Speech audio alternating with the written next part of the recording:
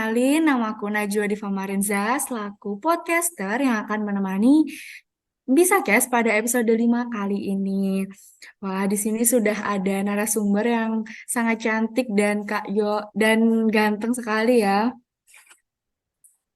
Gimana nih kabarnya? Oh iya, sebelum ke situ kita kenalan dulu nggak sih? Mungkin dari Kak Vena bisa perkenalan terlebih dahulu.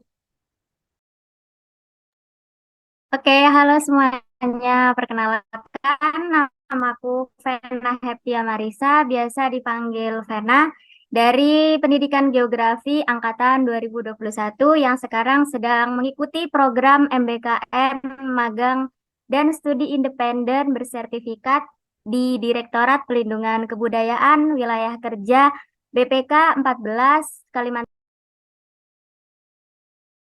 Waduh, salam kenal Kak Vena. Keren banget ya, jauh-jauh dari Jember ke Kalimantan nih. Waduh, hebat memang. Selanjutnya ke Kak Yosafat Dalimunte. Ya, terima kasih. Perkenalkan semua, saya Yosafat Delimunte. Saya dari Prodi Pendidikan Geografi Angkatan 2021. Sekarang saya sedang mengikuti Kampus Merdeka, yaitu pertukaran mahasiswa di Universitas Negeri Makassar. Waduh, emang nggak kalah keren juga ya Kak Yos ini. Aduh, kayaknya sangat menarik sekali ya, kayak ada yang PMM, ada yang MSIB, dan itu di luar pulau yang jauh banget gitu. Kalian semua penasaran nggak sih gimana rasanya dan kenapa mereka bisa mengambil langkah itu? Oke, langsung saja pertanyaan ya. Apa sih yang mendorong kakak-kakak ini untuk mengikuti program mahasiswa merdeka dan magang studi independen bersertifikat? Mungkin Kak Vena bisa jawab terlebih dahulu. Oke, aku jawab ya. Tujuan utamaku buat ikut MSIB ini berawal dari aku pengen mencari pengalaman. Karena tahu sendiri kan kita dari pendidikan geografi yang nantinya kita dibentuk untuk menjadi tenaga pendidik atau guru atau bisa juga dosen. Nah, karena aku sadar aku gak punya apa kayak keinginan untuk menjadi guru ataupun dosen, luar hal itu. Jadi tujuan utamaku di sini yaitu mencari pengalaman. Ya mungkin terdengar klise sih, tapi dengan aku ikut MSIB itu sama aja kayak aku membuka peluang karirku di masa depan nanti kalau udah lulus dari UNED. Nah, karena setiap mitra pasti kan akan memberikan golden ticket buat masuk kerja tanpa melalui tes. Nah, selain itu, dengan aku ikut MSIB juga, itu bisa ngasih insight tentang dunia kerja yang linear maupun nggak linear, linear dengan jurusanku yang sekarang. Begitu. Baik, gimana sih Kak rasanya magang di dalam itu kan sama jadi lingkungan geografi budaya ya. Kenapa Kak Vena mengambil itu dan gimana sih rasanya gitu? Mungkin bisa diceritakan barangkali pendengar dari Bisakes ini ingin mengikuti jejak Kak Vena. Oke, mungkin awalnya itu aku nggak tahu loh ada mitra yang namanya Direktorat Perlindungan Kebudayaan. Aku nggak tahu sama sekali mitra ini. Yang aku tahu kan cuma tata ruang sama Badan Restorasi Gambut Mangrove serta BMKG.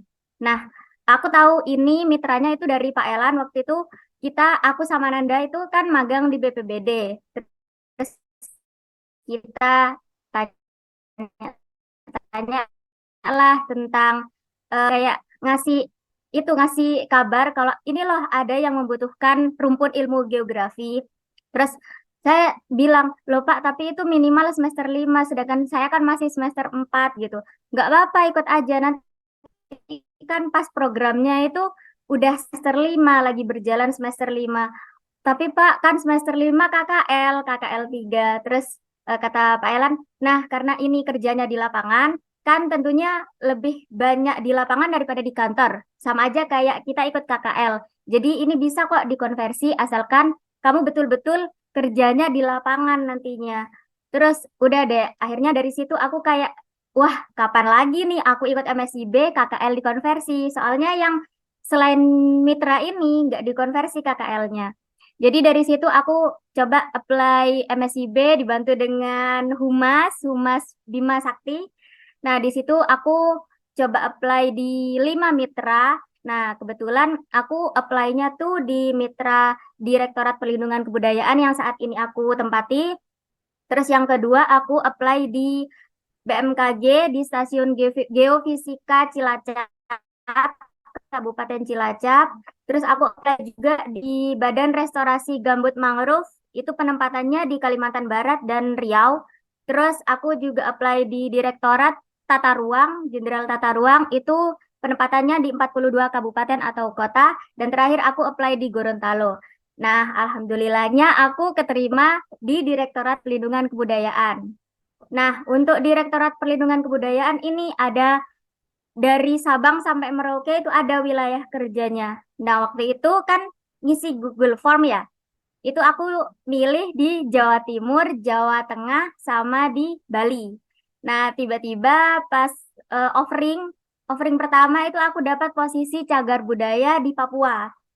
Tentu orang tua kayak was-was ya, kok di Papua nih gitu. Mendingan jangan deh, jangan diambil, tunggu yang lain aja gitu. Akhirnya ya udah daripada gak diridhoi orang tua ya.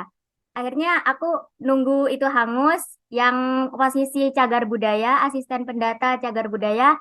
Terus gak lama setelah itu aku juga dapat offering di mitra yang sama, tapi posisi yang berbeda. Posisiku yang didapat ini di asisten pendataan.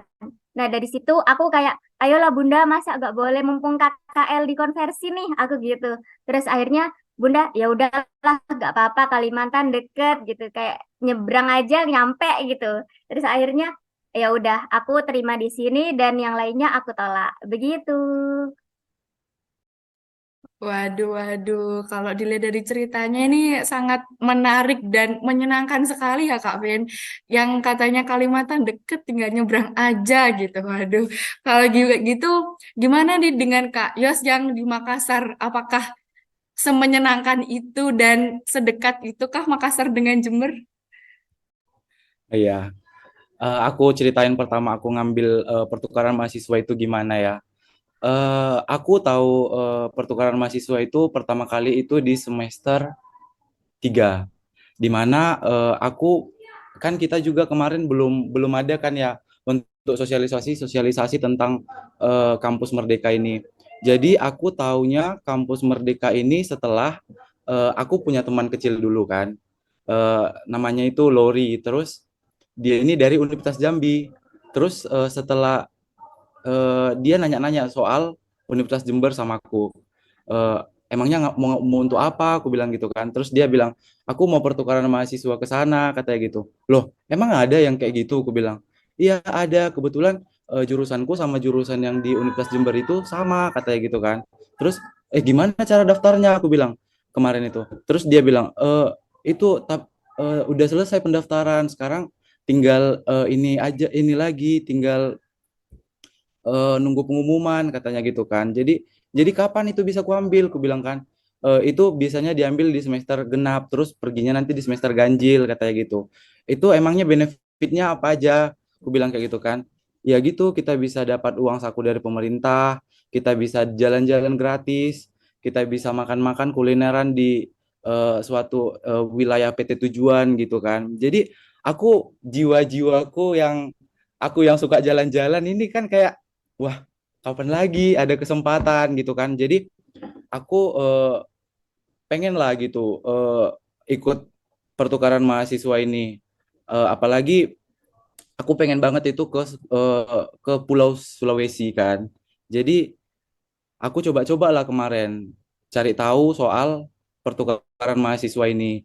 Dan kebetulan eh, prodi kita yang pendidikan geografi itu ada di Universitas Negeri Makassar. Jadi lumayan ini mata kuliahnya juga lumayan sama kan. Jadi kulihat lah, terus aku bimbingan lah sama Pak Elan. Pak ini gimana? Aku mau pertukaran mahasiswa, aku bilang gitu. Padahal kemarin aku pernah dengar kan kalau pertukaran mahasiswa itu kurang disarankan oleh Kaprodi. Tetapi setelah aku pergi ke Kaprodi, aku nanya ke Kaprodi, eh, Prof ini gimana? Saya mau pertukaran mahasiswa, apakah diperbolehkan? Apakah ini gimana nanti untuk KKL? Gimana untuk ini? Aku bilang gitu kan. Terus Prof bilang gini, oh boleh, boleh, sangat boleh itu karena itu dapat meningkatkan akreditasi ini kita, prodi kita katanya gitu kemarin. Jadi aku di ACC, terus aku langsung bimbingan sama Pak Elan, minta konversi nilai, dan kebetulan itu sangat-sangat dilancarkan. Jadi Pak Elan bilang gini, terserahlah mau ngambil mata kuliah apa, yang penting kamu belum ngambilnya di semester 1 sampai semester 4. Jadi nanti itu konversinya gampang lah di kampus kita katanya gitu. Terus gue tanya, Pak gimana dengan ini apa KKL, aku bilang gitu kan. Terus kalau KKL ya nggak masalah katanya gitu, kan kalian kan nanti ada modul Nusantara katanya gitu, di mana modul Nusantara ini juga kan ke lapangan, kita juga dibawa ke, kalau di Makassar sendiri itu ada namanya Ramang-Ramang, di mana Ramang-Ramang ini adalah lahan kars terbesar di nomor 2 di dunia, yang paling sempurna juga termasuk gitu. Jadi kamu nanti bisa di sana aja, tinggal kamu nanti bawa data-data tentang karsnya aja kata PLN gitu. Jadi oh iya Pak, berarti boleh, aku bilang gitu. Iya boleh, tidak masalah katanya gitu. Ya udah, aku di ACC. Jadi aku daftar, aku ikut tesnya, dan puji Tuhannya bisa lolos dan sekarang berkuliah di Universitas Negeri Makassar 1 semester gitu. Aduh, keren banget sih Kak. Kalau di ini kan kalau dari Kak Vena tadi kan itu kan emang sudah beda lingkup ya dari kampus ke yang sudah pekerjaan gitu. Nah, kalau dari Kak Ayu sendiri itu kan dari kampus ke kampus lagi nih. Ada nggak sih Kak perbedaan apa ya istilahnya culture shock gitu dari yang Kak Yus alami selama di Universitas Negeri Makassar? Kalau kultur shock itu pasti ada ya, perbedaan dari Universitas Jember ke sini gimana ya? Saya sendiri merasakan, padahal Universitas Negeri Makassar ini udah salah satu universitas besar lah di daerah timur kan. Tetapi dari segi fasilitas yang ditawarkan itu masih kurang dibandingkan di kampus asal kita. Jadi mungkin kultur shocknya di situ. Terus eh, aku juga kultur shock dengan bahasa. Kalau bahasa Jawa itu masih lebih mudah dipahami, Rek, gitu.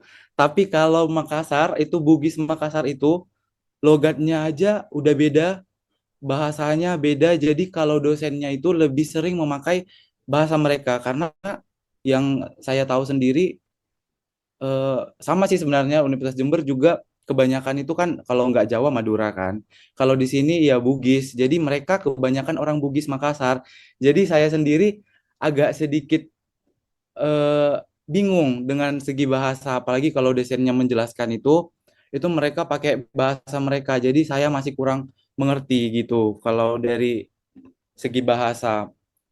Terus kalau dari segi belajar ya sama aja sih sebenarnya, kayak menjelaskan kita buat tugas gitu sama aja sebenarnya. Tapi kalau di Universitas Negeri Makassar ini sendiri memang saya akui mereka untuk prodi pendidikan geografinya cukup lebih gimana ya? Cukup lebih tinggi dibanding kita gimana, eh, karena mereka ini benar-benar belajarnya itu benar-benar di-push gitu, Rek. Mereka kalau praktikum itu di setiap mata kuliah pasti ada praktikum. Jadi mereka itu pagi, siang, malam itu pasti ada praktikumnya, ada tugas lah gitu istilahnya. Jadi tugas mereka itu banyak banget, banyak. Terus sering dikejar deadline juga. Terus dosennya juga kayak gimana ya? Harus tugasnya itu memang harus benar-benar sempurna, karena mereka kebetulan Universitas Negeri Makassar ini yang prodi pendidikan geografinya itu udah akreditasi internasional. Jadi mereka harus mengejar itu target-targetnya gitu kan. Jadi mau nggak mau saya sendiri harus mengikuti proses belajar mereka yang begitu harus cepat-cepatan gitu. Terus terkait dosen juga saya ini kan di prodi geografi itu kan ada ketua jurusannya. Ternyata ketua jurusannya itu kakak tingkat dari Pak Elan, Pak Bejo, dan Pak Fahmi dulu di Universitas Negeri Makassar. Jadi kemarin saya ditanyakan soal ini, kamu dari universitas mana katanya gitu. Saya dari Universitas Jember Pak. Aku bilang, oh iya Jember katanya. Iya Pak. Aku bilang, dari prodi apa? Pendidikan geografi Pak. Loh, dosenmu kah ini Pak Fahmi katanya gitu.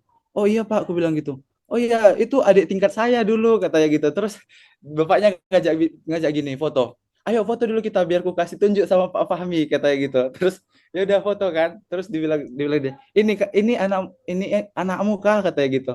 Terus Pak Fahmi jawab, iya itu Yosapat kayak gitu kan. Jadi saya sedikit senang lah di situ kan. Ternyata mereka lulusannya itu sama ternyata Pak Kajurnya sama Pak Fahmi, Pak Elan sama Pak Bejo. Jadi mereka kenal saling dekat gitu.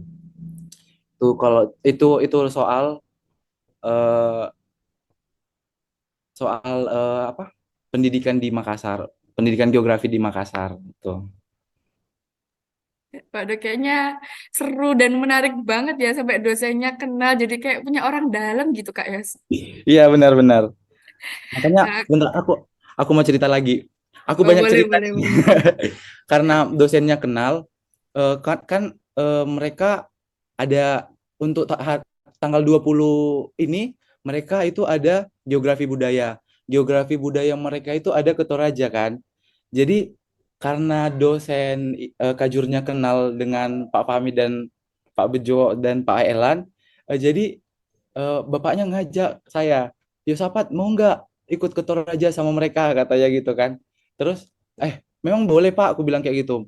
Kebetulan kami dari modul Nusantara itu nggak ada ke Toraja karena biaya dari pemerintah itu kurang kan. Jadi loh ada kesempatan nih gitu kan. Ya udah boleh nggak Pak? Memang boleh Pak, aku bilang gitu. Iya boleh katanya, ajak aja temanmu yang lain katanya gitu. Jadi kami itu di Universitas Negeri Makassar, anak PMM-nya itu ada 8 orang yang di pendidikan geografi. Itu ada yang dari Universitas Negeri Cendana, Universitas Negeri Yogyakarta, Universitas Negeri Medan, terus dari Universitas Negeri Universitas Pendidikan Indonesia dari UPI. Jadi cukup banyak kami di sana. Jadi kami itu semuanya diajak untuk pergi sama mereka ke Toraja gitu. Itu orang dalam istilahnya tadi. Dodo itu privilege banget ya, kayak Ya benar. bonus-bonus. Kalau dari Mbak Vena nih, ada nggak yang dirasa culture shock gitu kan? Katanya di Kalimantan kan mahal-mahal gitu-gitu loh. Terus lingkungannya mungkin sangat beda ya kayak di Jember nih. Mungkin bisa diceritakan sedikit Mbak Vena? Boleh, kalau kultur shock tuh itu lebih ke apa ya? Kan aku di sini kebudayaan ya, tentang kebudayaan kerjanya. Nah, tentu aku banyak ketemu sama penggiat budaya di Kalimantan. Ada penggiat budaya dari suku Kutai, dari suku Banjar, suku Dayak gitu. Nah, awal-awal mau ke sini tuh aku kayak, ih dapat Kalimantan nih gitu. Tapi dari orang tua itu kayak diwanti-wanti, hati-hati di sana sukunya ya begitulah gitu. Stigma masyarakat ke orang-orang Dayak terutama itu kan agak kurang menyenangkan ya. Ada yang bilang gampang membunuh, gampang tersinggung gitu-gitu. Pokok hati-hati gitu. Terus pas aku ngerasain di sini sendiri tuh ternyata mereka itu baik-baik banget kayak itu semua gak bener yang dikatakan oleh masyarakat di luar Kalimantan itu gak bener tentang budaya itu sendiri. Sih mikirnya kalau kita gak ngapa-ngapain, kita gak neko-neko ke mereka, tentu mereka gak bakal seperti itu kan. Eh di sini juga kayak orang-orangnya tuh welcome banget, baik dan memanusiakan manusia. Terutama ke orang-orang yang dari luar Pulau Kalimantan itu benar-benar kayak di-treat like a queen gitu. Pokoknya di-treat well banget di sini tuh. Terus kultur shock selanjutnya itu aku kira di sini bakal ketemu sama banyak orang-orang dari suku asli di Samarinda ataupun di Balikpapan. Ternyata ketemunya orang Jawa lagi, orang Jawa lagi. Jadi orang Jawa itu kayak menjajah Kalimantan gitu loh. Kayak, ya apa bedanya dong aku ke Kalimantan ketemunya sama orang Jawa lagi gitu. Jadi bahasa Jawa juga di sini tuh diterapkan juga masih bisa nyambung gitu loh. Soalnya emang kebanyakan orang Jawa sih di sini. Jadi gitu kayak, ya aku kalau mau ketemu sama suku aslinya itu aku harus pergi ke pedalaman dulu. Aku harus ke Mahakam Ulu, harus ke Kutai Barat. Sedangkan kalau di Samarinda sama Balikpapan itu kan udah kota ya. Itu bakalan ketemu sama banyak orang-orang Jawa sih. Kecuali kalau kemarin aku ke Kampung Dayak. Nah, di situ aku ketemu orang-orang Dayak gitu. Ke Kampung Bugis di dekat pesisir itu aku ketemu orang-orang Bugis. Begitu. Waduh, kayaknya bertolak belakang dengan Kak Yos yang merasa kesusahan adaptasi dari segi bahasa ya Kak Ben, karena full Jawa kayaknya kalau di Kalimantan tuh. Oke. Iya, bener banget. Aku kaget denger Yosafat masih memakai bahasa daerahnya, masih pakai bahasa Bugis itu kayak, wah keren banget sih ini. Kalau di sini mah ketemunya orang Jawa. Penjual telur gulung itu orang Jawa. Aku Aduh. sangat, ya orang Jawa semua deh. Oke, tapi tetap seru kan Kak Vin, kayak tetap mengalami apa ya perbedaan gitu loh, meskipun bahasanya sama pasti kan karakter orangnya atau apanya pasti beda kan ya. Iya benar. Kalau dari karakter tentunya udah beda ya kan kecampur sama berbagai suku gitu. Cuma ya itu balik lagi kayak kalau maupun ketemu dengan misalkan kita ya kemarin aku ketemu sama orang Jember nih. Itu mereka benar-benar kayak udah ayo makan di sini aja. Soalnya tahu kita anak rantau, mahasiswa rantau itu kayak pasti kalian kesusahan di Kalimantan tuh kan mahal-mahal ya. Akhirnya kita sering ditraktir gitu-gitu. Kalau jajan nggak usah bayar gitu. Enak sih. Recommended kalau mau ke. Itu privilege lagi. Kayaknya aku juga tertarik untuk mengikuti apa ya, selain dapat pengalaman, dapat relasi, kayaknya juga bakalan dapat bonusan nanti di sana. Oke, tadi sama Kak Is sama Kak Vena kan sempat disinggung ya, kalau di PMM maupun di MSIB itu ada sebuah kegiatan khusus, kayak modul Nusantara, terus kalau Kak Vena kan ada kunjungan penelitian kemana-kemana gitu. Nah, gimana sih Kak, cara Kak Vena dan Kak Is itu menyeimbangkan antara eh, kegiatan di sana dengan kegiatan kakak sendiri, terus dengan perkuliahannya? Mungkin bisa dari Kak Yus dulu sekarang. Oh iya. Kalau modul Nusantara ini sebenarnya diadakannya di hari libur, seperti weekend kan. Kayak sekarang itu hari Sabtu. Sabtu Minggu itu kita ada modul. Jadi kalau proses belajar itu kan diadakan di hari Senin sampai hari Jumat. Jadi kalau modulnya itu nggak keganggu di hari Sabtu Minggu gitu. Jadi nggak harus mengatur waktu karena memang itu udah diatur dari sananya gitu. Jadi kalau semisal kita ada kuliah di hari Sabtu gitu, kita bisa minta izin untuk modul gitu. Jadi tapi sama sama juga kok Rek. Di Jember juga kan gitu ya. Kalau Sabtu Minggu kan libur kan. Jadi nggak ada ini nggak ada kesusahan untuk mengatur waktunya gitu. Kalau untuk saya sendiri gitu. Oke, kalau ke Kak Vena nih, gimana cara menyeimbangkan antara kuliah, magang, dan studi independen bersertifikat? Ada nggak sih Kak tantangan khusus yang Kakak alamin untuk itu? Kalau itu ada banget. Kemarin, minggu kemarin baru aku rasain kayak, ya Allah, gitu. Kayak, di semester ini kan aku sedang menempuh semester 5 ya. Dan di situ ada banyak mata kuliah penting yang aku lewatkan. Tapi gak apa-apa masih bisa ditempuh di semester 6 maupun semester 7. Nah, untuk KRS reguler selain 20 SKS yang udah dikonversi, itu ada 3 SKS yaitu mata kuliah metode penelitian. Nah, metode penelitian ini kan penting ya buat nanti garap proposal skripsi. Nah, di situ aku sempat kesulitan tapi materi tapi dapat tugas gimana ya? Aku nggak paham materinya tentang apa. Sempat nangis juga sih karena benar-benar nggak paham itu metopen gimana, cara membuat judul yang benar, yang baik itu bagaimana. Nah, tapi untungnya di sini itu ada anak geografi. Di sini aku berempat itu anak geografi semua. Sisanya prodi lain, rumpun ilmu yang lain. Nah, aku kebantu banget sama mereka ini, terutama yang dua ini ada dari geomurni dan satu geopendidikan kayak aku. Nah, yang geomurni ini kayak ngasih aku insight tentang judul yang gak ruwet itu gimana gitu. Kayak aku mendingan kamu ngambil yang ini deh, ngambil kayak gini kayak gini. Terus aku jadi kayak, oh tapi kayak gini bisa kan? Jadi aku bisa sharing-sharing sama temanku, gak kesulitan meskipun aku gak dapat materi dari dosen. Dari situ aku jadi mikir, ternyata aku belajar tuh gak harus di lingkungan formal gitu, gak harus bersama dosen. Bisa juga dari teman-temanku. Nah, kebetulan itu yang geomurni kan kakak tingkat ya, semester 7. Nah, dari situ aku bisa menyerap ilmu yang mereka dapat, apalagi geografi murni kan lebih geografi daripada pendidikan ya, daripada yang pendidikan geografi. Jadi aku bisa dapet insight tentang nanti aku mau ngambil apa di skripsian, terus mereka juga nge-support aku gitu buat bikin proposal skripsi gitu. Duh, dapat pengalaman lagi gitu. Kayak pengalamannya yang Kak Vina dapat tuh nambah jadi plus plus plus gitu ya, Mbak Vin.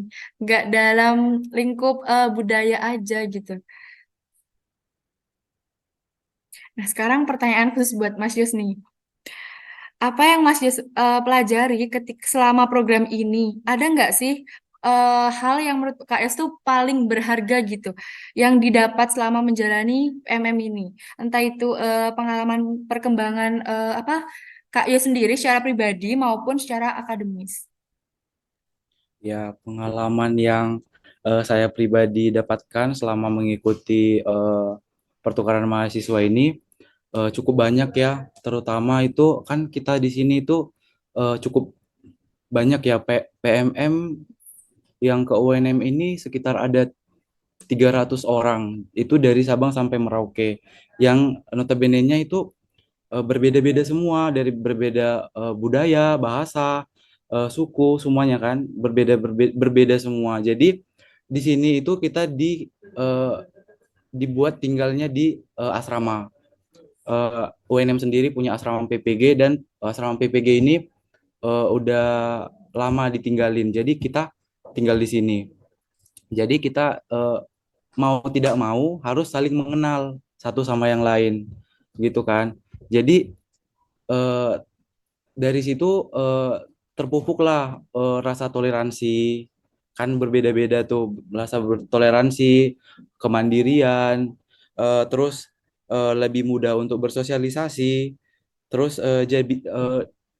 jadi bisa lah menyesuaikan diri gitu. Itu pengalaman yang menurutku cukup berharga gitu. Kalau dari PMM sendiri.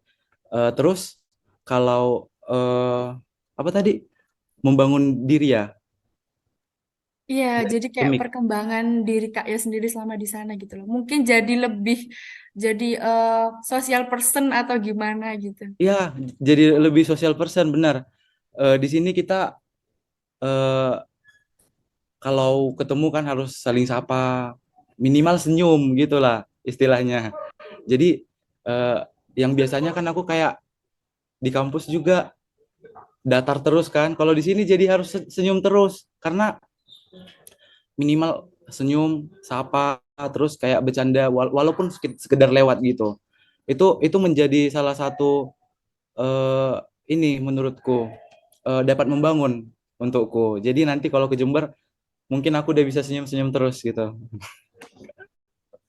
Waduh, waduh, nanti pasti orang-orang Jember ini kaget ini kayak menemukan the other side of Kak Yos. Aduh, Ya, mungkin. oke. Itu sangat, aduh, emang keren banget ya kalau kita berada di lingkungan baru itu pasti ada yang berubah gitu. Kalau gitu, ada nggak sih Kak kisah inspiratif atau cerita yang ingin kakak-kakak bagikan kepada pendengar sebagai sebuah apa ya kayak yang membangkitkan kita gitu loh, yang bisa menginspirasi kita gitu. Mungkin dari Kak Vena dulu boleh. Oke, ada sih cerita, tapi aku nggak tahu ya itu inspiratif atau enggak. Cuma pas aku pertama kali datang ke Kalimantan ini, aku naik pesawat kan. Nah, pas udah sampai di tanah Kalimantan, maksudnya masih di atas pesawatnya tuh, aku lihat nih ke jendela. Terus aku jadi mikir kayak tanah Kalimantan tuh terus dikeruk dari zaman dulu sampai sekarang itu hasil alamnya itu terus dikeruk dari hal minyak gitu. Di Balikpapan kan kota minyak ya. Di banyak kilang di sini kilang minyak, terus habis gitu batu bara. Itu batu bara banyak banget dikeruk di Kalimantan. Dulu yang dulunya hutan di mana-mana sekarang jadi tempat area pertambangan gitu. Selain itu juga sawit, sawit di sini kan banyak banget. Tapi aku mikir pas udah sampai di Kalimantannya nih, aku kira kotanya bakal maju gitu, lebih maju daripada Jember. Ternyata pas aku nyampe di Samarinda itu bener-bener kok lebih maju Jember ya? Padahal Jember cuma kabupaten, sedangkan Samarinda itu kan ibu kota provinsi ya. Aku mikir lah, mungkin 11-12 kayak Surabaya, Semarang, Bandung gitu. Ternyata enggak. Buat fasilitas umum terutama. Itu susah banget, gak ada yang namanya angkot. Bis pun sedikit yang ada tuh. Jadi kita kemana-mana ya pakai Maxim, pakai Gokar. Dan itu kayak cukup menyulitkan. Gimana ya? Aku bingung. Kalau di Kalimantan udah hasil alamnya terus dikeruk, kenapa kotanya nggak bisa maju gitu loh? Padahal kan harusnya sebagai bentuk kayak feedback gitu, karena udah mengambil hasil kekayaan Kalimantan, harusnya Kalimantan juga dipermaju. Toh juga Kalimantan itu jadi IKN kan nantinya. Udah dengar belum tentang IKN? Nah, IKN itu ternyata ada di Kabupaten Penajam Pasir Utara. Itu di deketnya Balikpapan sama Kutai Kartanegara. Nah, di situ kemarin pas aku ke IKN itu bener-bener itu masih hutan belantara kayak ini di bagian mana ya yang akan dibuat ibu kota? Ya oke lah, sekarang masih pembangunan. Cuma dari jalannya aja itu udah gak worth it kalau mau dijadikan ibu kota. Kayak terus aku dengar dari mentorku itu beliau bilang kayak gini, kalian ngerti gak sih kalau IKN itu ternyata ada sesuatu yang pokoknya kontra dengan rakyat sekitar, dengan masyarakat sekitar. Terus aku kepo kontranya itu di bidang apa? Ternyata pas pembangunan IKN itu banyak suku-suku yang tergusur. Nah, suku-suku pedalaman kayak suku Dayak, suku Pasir, itu benar-benar tergusur dan kayak gak ada solusinya gitu loh. Sedangkan kalau mau membuat IKN, membuat ibu kota Nusantara itu kan harusnya mempertahankan kebudayaan yang ada di sana, tapi tetap melakukan pembangunan. Tetapi nyatanya enggak, nyatanya mereka malah tergusur, tersingkirkan gitu. Jadi kan kayak aku mikir jahat banget gak sih di Jawa itu udah maju banget. Kalian mau pakai fasilitas bis, angkot, kereta api, pesawat, kapal itu ada. Sedangkan kayak ibu kota sebesar Samarinda itu gak ada kayak gitu. Kereta api gak ada, bus sama angkot itu kayak ya cuma beberapa seliweran. Itu pun hanya di area kota aja. Sedangkan area ke dalamnya itu enggak, area kelurahannya itu enggak ada bis sama angkot.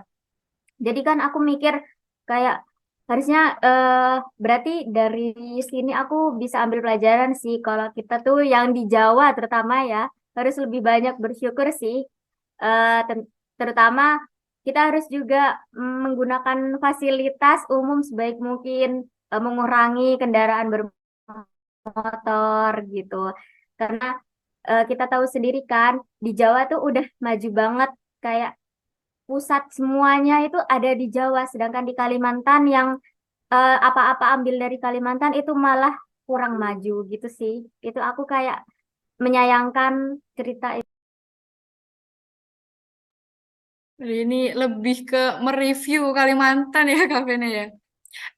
Kalau gitu ada nggak sih Kak hal atau pesona yang menarik gitu dari Kalimantan yang ngebuat kita sebagai pendengar itu juga pengen ke Kalimantan?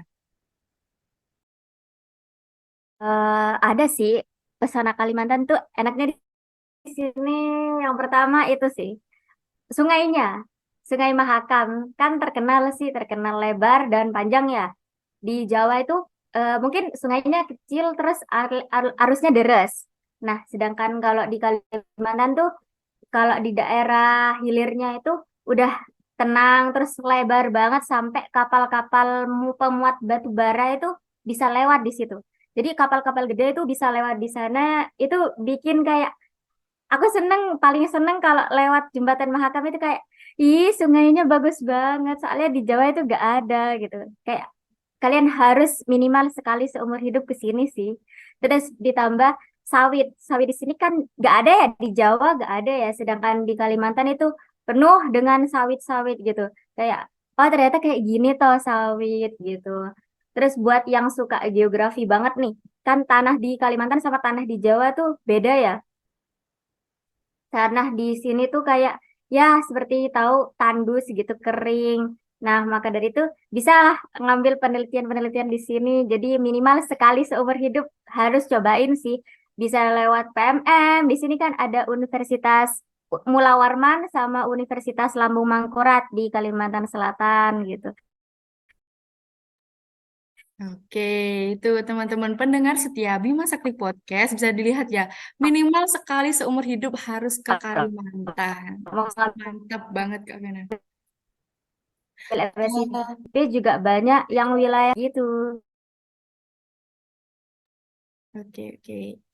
Kalau dari Kak Yus nih, ada nggak kisah inspiratif yang menarik gitu dari Makassar sehingga apa ya kita juga pengen yang menggerakkan kita supaya pengen ke Makassar gitu? Atau cerita-cerita yang mungkin yang dialami yang bisa menginspirasi? Ya, kalau menggerakkan kita untuk ke Makassar sih banyak ya. Karena di sini pesona alamnya itu luar biasa bagus banget gitu. Tapi memang dari Makassar itu ke tempat-tempat yang bagus tadi itu memang lumayan jauh. Jadi eh, tapi transportasi umum masih cukup baik lah dibanding yang cerita Vena tadi. Karena di sini Makassar juga termasuk kota besar kan. Di daerah timur itu Makassar termasuk kota yang paling besar gitu. Menurutku ini udah setara sih sama Surabaya, Medan. Makassar itu udah sama sama Surabaya sama Medan itu. Jadi udah bener-bener kota. Terus aku punya cerita inspiratif ya, tapi ini di lingkup PMM-nya. Gini, kan kami kan tinggal di asrama, di dua asrama yang berbeda. Karena kami ini di PMM di UNM ini, UNM sendiri itu punya 3 lokasi kampus. Yang pertama ada di Parangtambung, di Tidung, dan di Gunung Sari. Jadi kalau universitasnya, apanya, kantornya itu, kampus utamanya itu ada di Gunung Sari. Jadi prodi-prodinya itu kayak psikologi, eh, FEB ada di sana semua. Jadi itulah yang elit-elitnya gitulah kan. Jadi yang prodi itu tadi tinggalnya di asrama di Gunung Sari. Jadi kami sendiri yang kayak FMIPA, FIP itu tinggalnya di di Tidung, di asrama Tidung. Jadi kami ini di setiap asrama ini eh, punya ketua asramanya masing-masing. Jadi ketua asrama kami yang di Tidung ini itu dari Aceh, yang dimana kami manggilnya itu Aceh karena dia dari Aceh kan. Sebenarnya kami banyak sih yang dari Aceh, tapi karena memang dia sangat menjunjung Aceh, jadi nama dia jadi si Aceh kami bikin. Jadi dia itu ketua asrama kami. Dia ini tipe orang yang sangat-sangat toleransi. sangat-sangat toleransi. Kemarin kami ada cerita-cerita, kan dia kan ketua asrama tuh. Dia bilang nanya gini ke aku, Yos kata gitu. Iya kenapa Ceh? Aku bilang, kita kan di sini sampai Natal nanti katanya gitu. Kan kalau Natal di Kristiani itu kan sangat-sangat ini kan, sangat-sangat gimana ya bilangnya, sama lah itu kayak waktu kami hari raya katanya gitu. Jadi eh, enaknya itu kan harus kumpul sama keluarga, sedangkan kita masih di sini, masih di Makassar katanya. Iya benar, kenapa emangnya aku bilang gitu kan. Gimana kalau kita buat Natal di asrama ini katanya gitu. Loh, emang bisa aku bilang gitu kan? Bisa, kenapa enggak? Akunya di sini ketuanya katanya gitu kan. Kami juga agak inilah, masa kalian Natal nggak bareng keluarga kan? Setidaknya kita bikin meriah lah, biar kalian itu jangan kesepian katanya gitu. Boleh tuh, boleh aku bilang kayak gitu. Iya, boleh, iya nantilah kita buat katanya gitu. Kebetulan ini kita dekat, tapi katanya gitu. Iya, kenapa aku bilang? Kebetulan kita ini dekat dengan Maulid Nabi katanya gitu. Iya kan kemarin kan Maulid Nabi kan? Terus mau nggak kira-kira kalian itu membantu kami juga mempersiapkan Maulid Nabi katanya gitu. Oh, boleh, boleh kami bilang gitu. Kenapa enggak kan? Kan kita di sini kan bertoleransi gitu kan. Boleh aku bilang gitu. Ya udah kami membuat acaranya, kami mengumpulkan sumbangan gitu kan seikhlasnya, dan ya kemarin kami mengadakan Maulid Nabi. Jadi menurutku itu kayak wah, toleransinya sangat-sangat tinggi gitu loh. Kayak dia memikirkan orang lain juga, bukan memikirkan dirinya sendiri gitu kan. Jadi menurutku itu cukup inspiratif sih. Kayak aku juga sebagai Kristiani kayak wah ternyata mereka juga mengerti ya soal kami kayak gitu. Mereka juga eh, paham lah gitu sama kami. Itu cukup-cukup inspiratif menurutku. Makanya aku sama dia tuh kayak salut, bener-bener salut sama si Aceh ini gitu. Oh, ini memang benar-benar menginspiratif sih karena hal yang dapat kita petik itu adalah dimanapun kita berada, kita harus bisa menerima gitu, entah itu dari perbedaan bahasa, suku, maupun perbedaan agama. Kita harus bisa menerima, mentoleransi karena kita tetap seperti sila ketiga Pancasila yaitu Persatuan Indonesia. Apapun perbedaannya kita harus bersatu. Seperti itu. Dari panjangnya cerita dari Kak Yus dan Kak Vena nih, ada nggak sih Kak? Maksudnya apa sih peran program pertukaran mahasiswa merdeka dan program magang serta studi independen bersertifikat dalam bentuk masa depan? Jadi menurut Kak Yos dan Kak Vena itu dengan kakak mengikuti MSIB dan PMM ini itu ada nggak pengaruhnya gitu untuk masa depan kakak sendiri? Mungkin dari Kak Vena dulu boleh. Oke, dari aku tentunya pasti ada ya perannya untuk masa depanku nanti. Eh, Soalnya ya, karena tujuan utama aku ikut magang kan untuk mempersiapkan diri aku di masa depan, terutama di dunia kerja nantinya. Dan dengan aku ikut MSIB ini, aku jadi punya arah hidup ya. Awalnya aku kayak aku lulus nanti jadi apa ya, masa jadi guru, aku gitu. Tapi aku pas ikut MSIB itu aku jadi punya insight kayak aku gak harus loh harus jadi guru dengan gelar SPD ku ini. Aku bisa dapat aku bisa dapat pekerjaan di luar keguruan ataupun dosen itu dengan pengalaman-pengalaman yang udah aku dapetin di program magang studi independen bersertifikat ini. Karena aku kemarin sempat kayak dengar cerita dari kepala Balai Pelestarian Kebudayaan itu dari geografi kan. Nah, dari situ itu beliau bilang kalau geografi di sini itu sangat diperlukan banget di kantor-kantor maupun perusahaan lainnya. Kayak kalian tuh jangan insecure dengan hanya karena gelarnya nanti SPD, kalian jadi harus jadi guru. Enggak gitu. Kalian bisa loh kerja di kantor-kantor atau perusahaan seperti rumpun ilmu lainnya. Jadi kalau kataku kita bisa membuka peluang kita untuk menjadi apa yang kita mau. Kalau misalkan kamu mau kerja di perusahaan atau kantor, bisa, asalkan kalian memperbanyak pengalaman kalian di dunia kuliah nanti, gitu. Nah, kalau versi Kak Yos gimana nih, Kak? Kalau aku sendiri kan sama aja ya kayak kuliah biasa.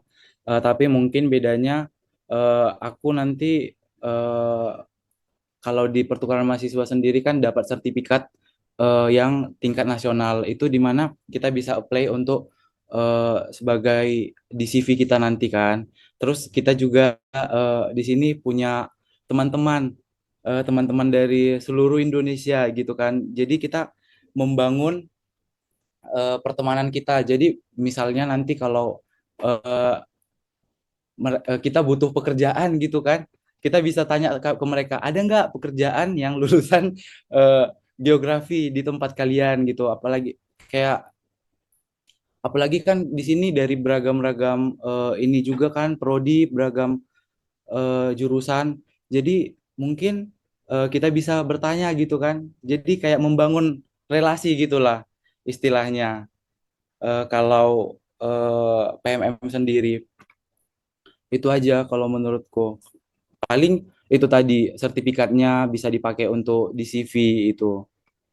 Karena kita sama-sama aja, sama-sama kuliah, tapi bedanya aku kuliah di Makassar 1 semester, udah itu aja.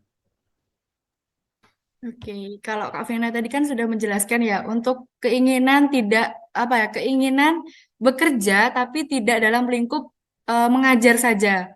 Nah, kalau dari Kak Yus kan tadi dijelaskan sama ya, kurang lebih sama dengan di sini.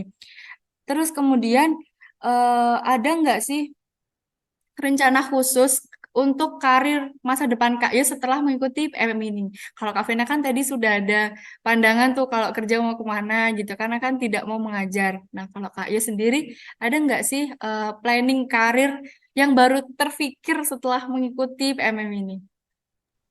Kalau planning karir itu saya sendiri memang pengennya jadi guru ya.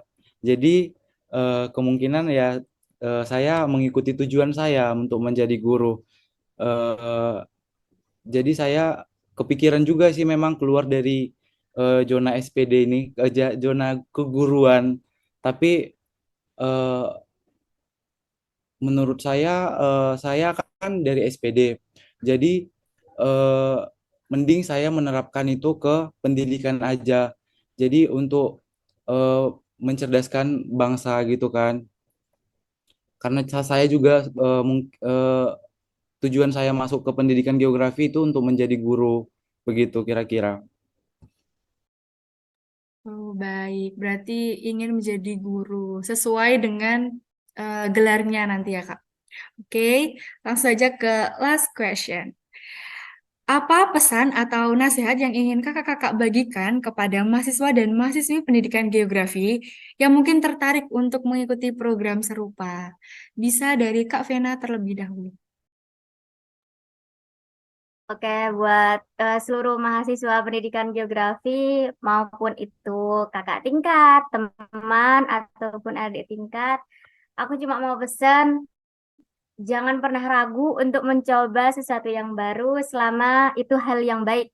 Karena kalau kalian ragu, itu bisa bikin kita sulit untuk berkembang. Jadi aku lihat mahasiswa geografi itu eh, kayak kurang minat dalam hal MBKM. Aku nggak tahu, mungkin karena mendapat cerita yang nggak enak, tapi nggak apa-apa. Kalau selama itu lebih banyak nilai plusnya ketimbang nilai minusnya, diambil aja. Karena gimana ya, namanya pengalaman itu mumpung kita masih di dunia kuliah dan dikonversi loh SKS-nya, kayak kapan lagi kita gak kuliah tapi udah dapet nilai gitu. Dengan program magang, PMM, IISMA, ataupun yang lainnya itu kita bisa mencoba hal itu. Nah, mumpung masih muda juga, masih banyak kesempatan sebelum lulus kuliah. Yuk ikut program MBKM yang udah disiapkan pemerintah. Hitung-hitung buat bekal nanti kita kalau udah lulus, kita jadi punya insight ke depannya bagaimana mau ke dunia kerja yang seperti apa, itu kita bisa tahu, bisa punya pandangan, bisa punya arah hidup nantinya. Oke. Yuk ikut MBKM. Oke, yuk ikut MBKM teman-teman. Jangan lupa sesuai saran dari Kak Vena. Kalau dari Kak Yos sendiri gimana nih? Ya, Eh, pesan dan nasihat yang ingin dibagikan. ya. Kurang lebih sama ya seperti pena. Kita harus bisa keluar dari zona nyaman kita. Di mana ya, memang Jember itu emang udah kota yang paling nyaman. Sejauh aku jalan-jalan kemana-mana itu memang Jember udah yang paling nyaman. Tetapi ayo keluar dari zona nyaman kita. Banyak banyak hal yang bisa kita dapatkan dari luar Jember gitu. Kebetulan aku mau ini juga ya. Kebetulan PMM 4 udah mau dibuka di akhir Oktober nanti. Ayo teman-teman yang semester yang di semester 4, 6 dan 8 ayo eh, ikut untuk PMM nanti karena memang PMM eh, eh, untuk PMM berikutnya yang keempat ini diadakannya di semester genap. Jadi bisa daftar dari sekarang gitu. Jadi kita harus keluar dari zona nyaman kita.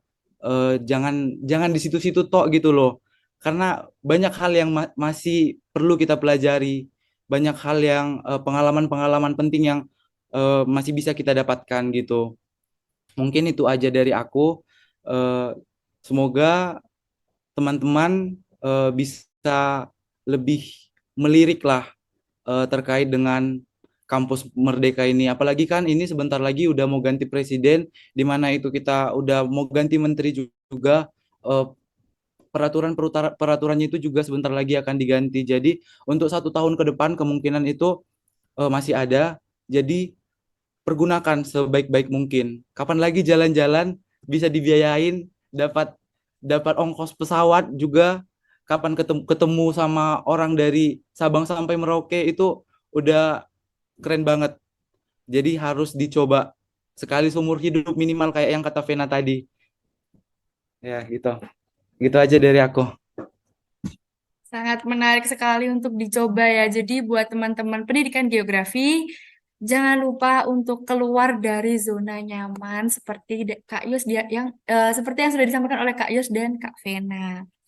Wah, nggak kerasa ya, kita udah lama banget nih ngobrol-ngobrol seputar pengalaman menarik dan kisah inspiratif dari kakak-kakak perwakilan dari program pertukaran mahasiswa Merdeka ketiga, serta program magang dan studi independen bersertifikat kelima tadi. Terima kasih kepada Kak Yos dan Kak Frena yang sudah menyempatkan waktunya mengisi episode 5 di Masakti Podcast kali ini. Semoga eh, segala urusan kalian di sana diperlancar, dipermudah, dan segera diselesaikan supaya balik lagi ke kota Jember kita tercinta ini. Semoga selalu dikeliling orang baik dan selalu berbahagia. Oke, sebelum kita mengakhiri podcast kali ini, alangkah baiknya kita mendokumentasikan terlebih dulu nih. Jadi nanti akan ada cerita untuk adik-adik tingkat kita bahwa pernah melakukan podcast dan dengan narasumber Kak Yos yang berada di Makassar dan Kak Vena yang berada di Samarinda. Oke, untuk tim yang bertugas, apakah sudah siap?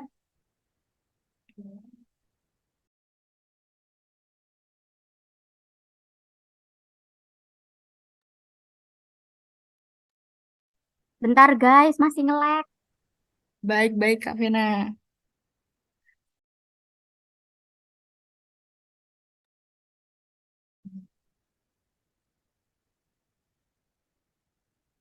Buat fotonya bisa gaya bebas ya, Kak.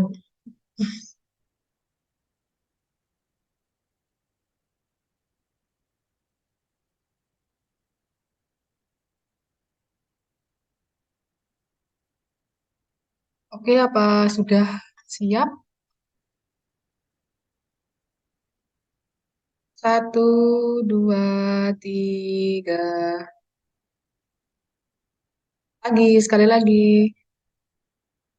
Satu, dua, Tunjukin tunjukin line yardnya dong, Ven. boleh.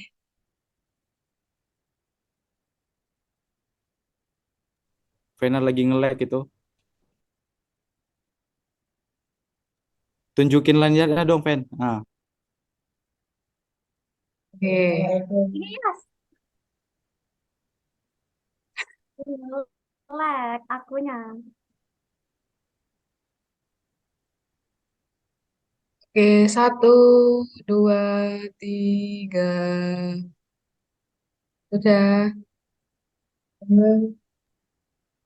Sekali lagi aku ucapkan terima kasih kepada kakak-kakak yang sudah menyempatkan waktunya. Terima kasih juga kepada para pendengar Bima Sakti Podcast. Dan semoga kisah-kisah inspiratif dari mahasiswa yang tengah menjalani program pertukaran mahasiswa ketiga, serta program magang dan studi independen bersertifikat kelima, dapat mendorong kita semua untuk mengejar impian dan peluang yang sudah ada. Kita berharap semoga Kakak Vena dan Kak Yo selalu bersemangat. Dan jangan lupa kita semua juga harus berani, seperti yang sudah disampaikan, berani mengambil keputusan, berani untuk mengejar impian, dan tak pernah berhenti untuk bersemangat belajar. Teruslah berkembang dan jadilah agen perubahan yang positif. Sekali lagi, aku ucapkan terima kasih karena telah mendengarkan Bima Sakti Podcast episode 5 ini. Sampai jumpa di episode selanjutnya. See you next time.